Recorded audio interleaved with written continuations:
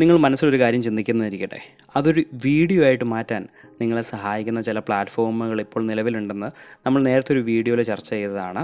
അതിലെന്താണ് ഈ text to video പ്ലാറ്റ്ഫോമുകൾ? അതായത് നിങ്ങളുടെ ഒരു ആശയം അവ വാക്കുകളിൽ കൊടുത്താൽ അതൊരു വീഡിയോ ആക്കി മാറ്റുന്ന പ്ലാറ്റ്ഫോമുകൾ എന്താണെന്ന് വ്യക്തമായിട്ട് വിശദീകരിച്ചിട്ടുണ്ട്.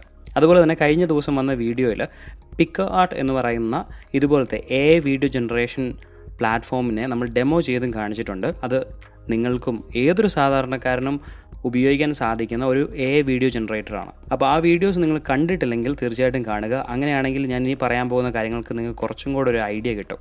ആ വീഡിയോസ് കാണുമ്പോൾ നിങ്ങൾക്ക് ഒരു കാര്യം ഉറപ്പായിരിക്കും, നമ്മൾ ചിന്തിക്കുന്ന ഒരു കാര്യം അത് വീഡിയോ ആക്കി തരാനുള്ള പ്ലാറ്റ്ഫോമുകൾ ഇപ്പോൾ നിലവിലുണ്ട്. ഒരു പരിധിവരെ സാറ്റിസ്ഫാക്ടറി ആയിട്ടുള്ള റിസൾട്ടുകൾ അവ ഇപ്പോൾ നൽകുന്നുമുണ്ട്. എന്നാൽ ഈ കഴിഞ്ഞ ദിവസം OpenAI അവരുടെ ടെക്സ്റ്റ് ടു വീഡിയോ പ്ലാറ്റ്ഫോം ആയിട്ടുള്ള സോറ അനൗൺസ് ചെയ്തു. എൻറ്റയർ ടെക് ലോകത്തെ ഒന്ന് പിടിച്ചു കുലുക്കിയ ഒരു അനൗൺസ്മെൻ്റ് ആയിരുന്നു അത്. സാക്ഷാൽ MKBHD തന്നെ ഈ അനൗൺസ്മെൻറ്റ് വന്ന് മണിക്കൂറുകൾക്കുള്ളിൽ ഒരു ലോങ് ഫോം വീഡിയോ യൂട്യൂബിൽ അപ്ലോഡ് ചെയ്തു. അത്രമാത്രം ഇമ്പാക്റ്റ് സോറ ഉണ്ടാക്കിയിട്ടുണ്ടായിരുന്നു. OpenAI സോറ അനൗൺസ് ചെയ്തത് മറ്റുള്ള വീഡിയോ ജനറേഷൻ പ്ലാറ്റ്ഫോമുകളെയൊക്കെ നിർത്തി അപമാനിക്കുന്ന രീതിയിലായിരുന്നു. കാരണം ഈ വീഡിയോ ജനറേഷൻ പ്ലാറ്റ്ഫോമുകളൊക്കെ ഇപ്പോൾ നൽകുന്ന റിസൾട്ടുകൾ കുഴപ്പമില്ലാത്തതാണ്, സാറ്റിസ്ഫാക്ടറി ആണ്.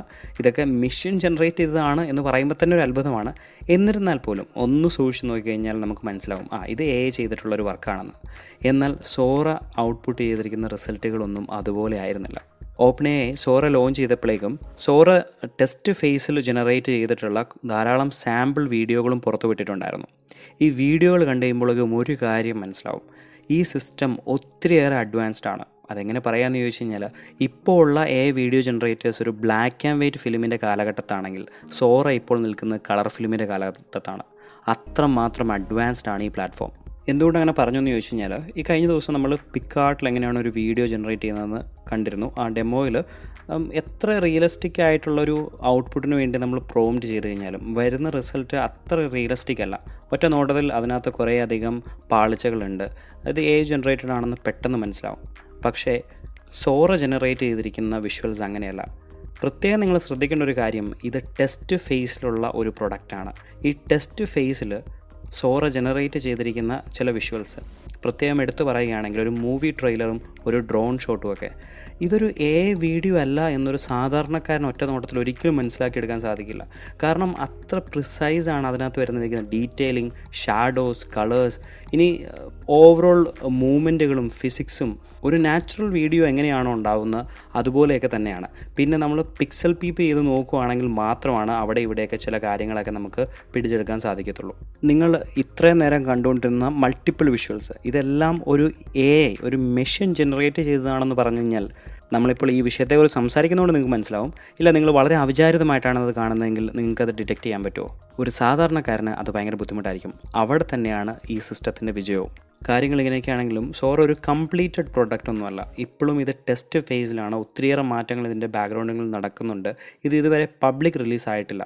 കുറച്ച് ആളുകൾക്ക് മാത്രമേ ഇതിൻ്റെ ആക്സസ് ഇപ്പോൾ ലോകത്ത് തന്നെ ഉള്ളൂ. അവർ പ്രോംപ്റ്റ് കൊടുത്ത് കഴിയുമ്പോഴേക്കും കിട്ടിയ റിസൾട്ടുകളാണ് ഇപ്പോൾ നമ്മൾ കണ്ടുകൊണ്ടിരിക്കുന്നതും ഇപ്പോൾ ഇൻ്റർനെറ്റിൽ ഷെയർ ആയിക്കൊണ്ടിരിക്കുന്നതും. എന്നാൽ ഈ ടെസ്റ്റ് ഫേസിൽ തന്നെ കിട്ടുന്ന ഔട്ട്പുട്ടുകളുടെ ക്വാളിറ്റി, എൻ്റെ മോനെ, ഇത് എങ്ങോട്ടായിരിക്കും എന്നൊരു ചോദ്യം എൻ്റെ മനസ്സിലും വന്നിട്ടുണ്ട്, നിങ്ങളുടെ മനസ്സിലും വന്നിട്ടുണ്ടാവാം. ഒരു ചെറിയ തോട്ട് മാത്രം നിങ്ങളിൽ വിട്ടിട്ട് ഞാൻ പോകാം. നിങ്ങളിപ്പോൾ ഒരു ഫിലിം പ്രൊഡക്ഷനെക്കുറിച്ച് ഓർക്കുക. എത്ര ചിലവേറിയ ഒരു കാര്യമാണ്. അതിന് സ്പെഷ്യൽ എക്യുപ്മെൻറ്റ്സ് വേണം, ടെക്നീഷ്യൻസ് വേണം. ഒത്തിരി ആളുകൾ ഒന്നിച്ച് വന്നാൽ മാത്രമാണ് നല്ലൊരു കഥ വിഷ്വലായി വരത്തുള്ളൂ. എന്നാൽ ഭാവിയിൽ നല്ലൊരു കഥ ഒരാളുടെ മനസ്സിലുണ്ടെങ്കിൽ അയാളുടെ പേഴ്സണൽ കമ്പ്യൂട്ടറിൽ തന്നെ ആ ഒരു മൂവി ജനറേറ്റ് ചെയ്യാൻ കഴിയുന്ന ഒരു കാലഘട്ടം വരുമോ? നിങ്ങൾക്ക് എന്താണ് തോന്നുന്നത്? നിങ്ങളുടെ ആശയങ്ങൾ തീർച്ചയായിട്ടും കമൻസിൽ മെൻഷൻ ചെയ്യുക. ഇത് നിങ്ങളുടെ സ്വന്തം ചങ്ങായി ഹാരിസ് സൈനിങ് ഓഫ് നൗ.